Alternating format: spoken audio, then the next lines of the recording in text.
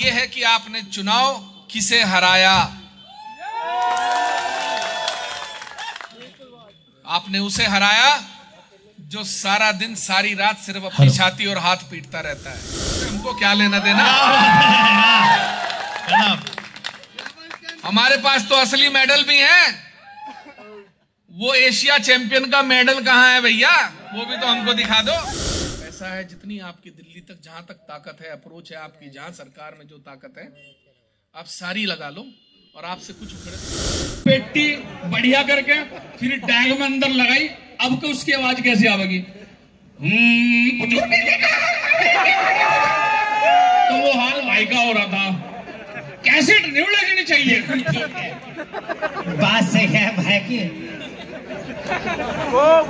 जिसने सपना देखा उसने रब को देखा, जिसने रब को देखा उसने सपना देखा। माइक वाले नाराज हो गए, मेरा हमारा माइक हमारे। आज तो कोबरा का वक्त है क्योंकि कोबरा डरता नहीं, निकल जाता है। बहुत बहुत शुक्रिया आप।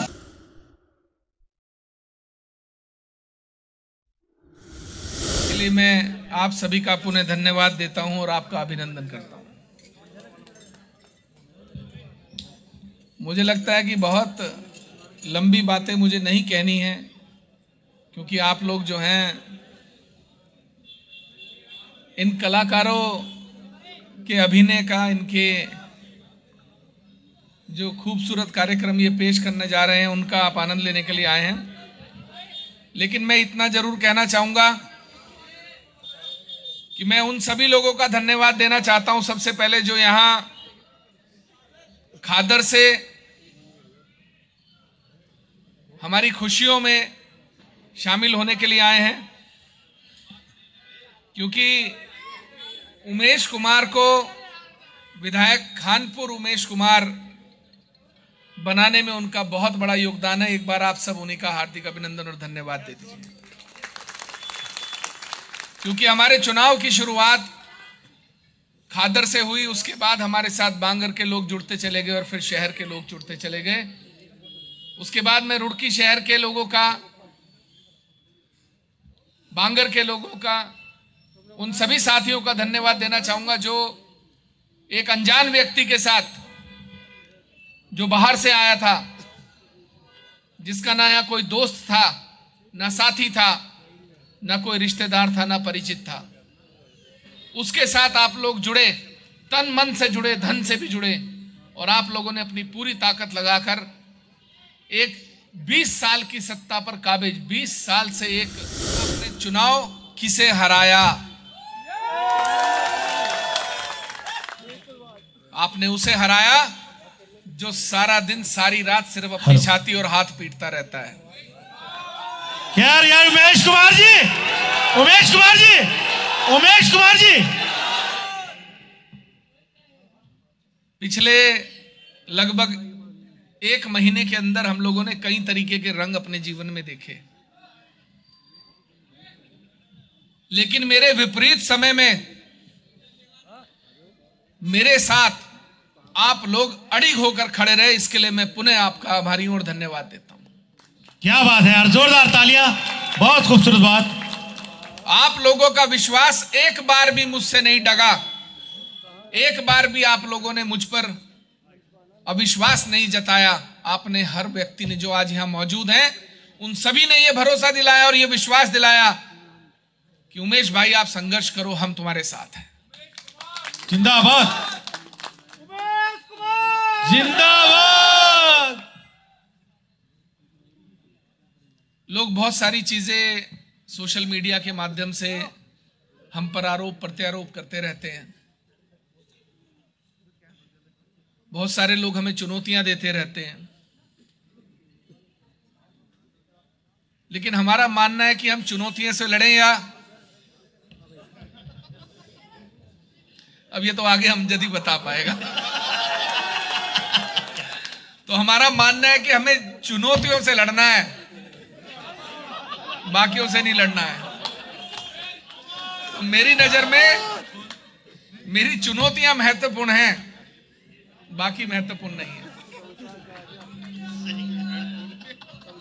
भैया माताएं बहनें भी बैठी हैं, समझा करो बात। अमजद भाई पे ज्यादा ध्यान ना दो इस बात आप पे। समझ गए, बात खत्म हो गई। तो मैं एक बात फिर कहना चाहता हूं उन लोगों को जो बार बार मुझे चुनौती देते हैं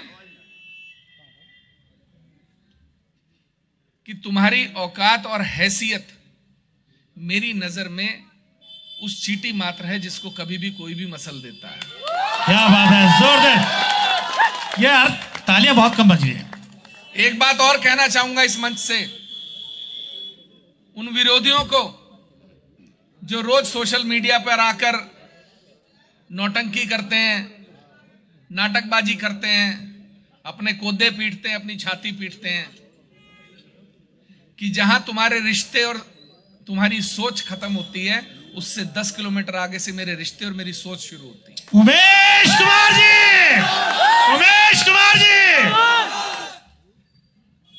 बार बार लोग आरोप लगाते हैं कि साहब ये जो शादियां हो रही हैं ये सब बाहर के लोग हैं, ये सिर्फ लोगों को लाया जाता है और दिखाया जाता है और मूर्ख बनाया जाता है और राजनीति की जाती है। एक पत्रकार है, उनको बहुत चूल लगी रहती है, अक्सर वो एक माइक लेके घूमते रहते हैं और अपना लोगों के अनलगढ़ बयान चलाते रहते हैं। तो मैंने उनको एक लिस्ट थमाई, मेरे कार्यालय आए थे, मुझसे बोले मुझे बाइट चाहिए। मैंने कहा बिल्कुल नहीं दूंगा तुमको। तो बोले नहीं विधायक जी हमें आपका बयान चाहिए। मैंने कहा चलिए आइए। मेरे दिमाग में कुछ चल रहा था, मैंने बुला लिया। वो आए तो मैंने उनको 121 लोगों की सूची थमा दी। मैंने कहा अगर जरा सा भी जमीर जिंदा है और जरा सी भी पत्रकारिता की तुम्हारे अंदर लौ बची है और जरा सा भी तुम्हारा ईमान जिंदा है तो इन लोगों के घर जाकर इनके बयान और इनके घर के फोटो लेकर आना और अपने चैनल पर चलाकर यह जरूर दिखाना कि विधायक उमेश कुमार किनकी शादी कराता है। क्या बात है, क्या बात। देखो उस पत्रकार की उन्होंने सभी तथाकथित पत्रकारों को जिनका एजेंडा सिर्फ एक है कि उमेश कुमार के खिलाफ खबर चलानी है, अगर आपके अंदर जरा सी भी ईमानदारी है, आपके अंदर जरा सी भी पत्रकारिता बाकी है, तो मेरे कार्यालय से सूची लेकर जाना और उन घरों को जरूर दिखाना जो घर घास फूलों से बने हुए और ऊपर पन्नी की तिरपाल डली हुई है। उन मां बाप को जरूर दिखाना जो महीने में दिन रात मेहनत करने के बाद भी 3,000 रुपए की दिहाड़ी नहीं जुटा पाते। उन विधवाओं को जरूर दिखाना जो विधवाएं अपनी बेटियों की शादी करने के लिए किसी की गुलाम बनने को भी तैयार है, सारी जिंदगी उनकी नौकरी करने को भी तैयार है।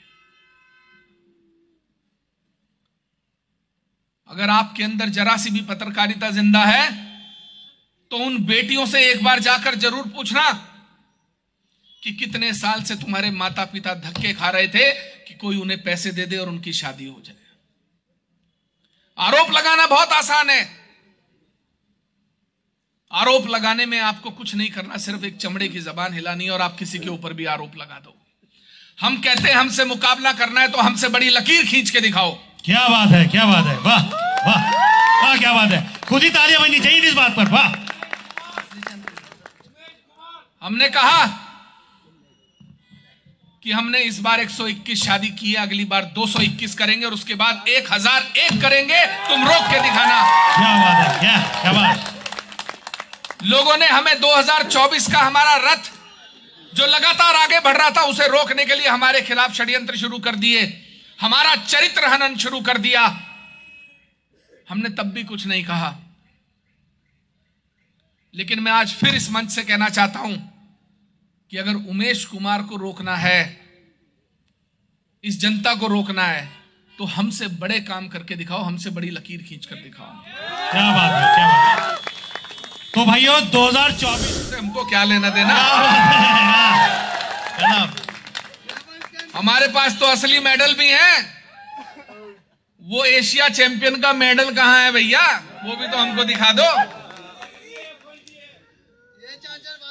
लोग कहते थे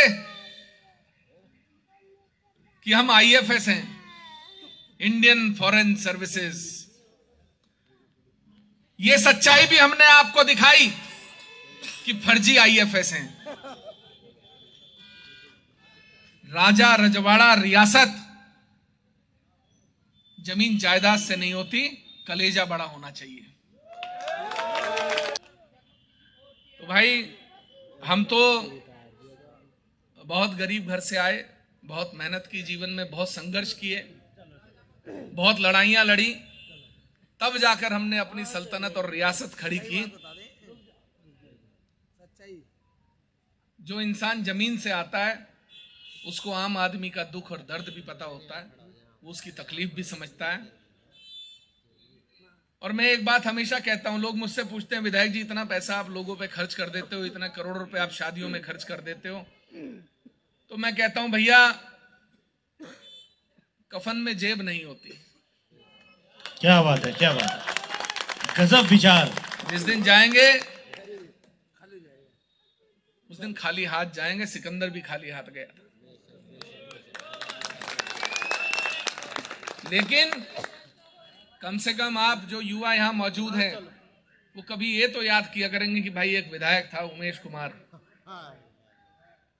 राजा को लोग याद करें ना करें, लेकिन विधायक उमेश कुमार को जरूर याद करेंगे, मुझे इतना भरोसा है। क्या बात है, क्या। और दूसरी बात, लोग बार बार हमारे माँ बाप को उल्टी सीधी बातें कहकर हमें चुनौती देते हैं, तो मैं इतना कहना चाहता हूं कि आपके जितने संबंध हैं, आपकी जितनी ताकत है और आपके पास जितना पैसा है, जितनी आपकी दिल्ली तक जहां तक ताकत है, अप्रोच है आपकी, जहां सरकार में जो ताकत है, आप सारी लगा लो और आपसे कुछ उखड़े तो उखाड़ लेना। धन्यवाद।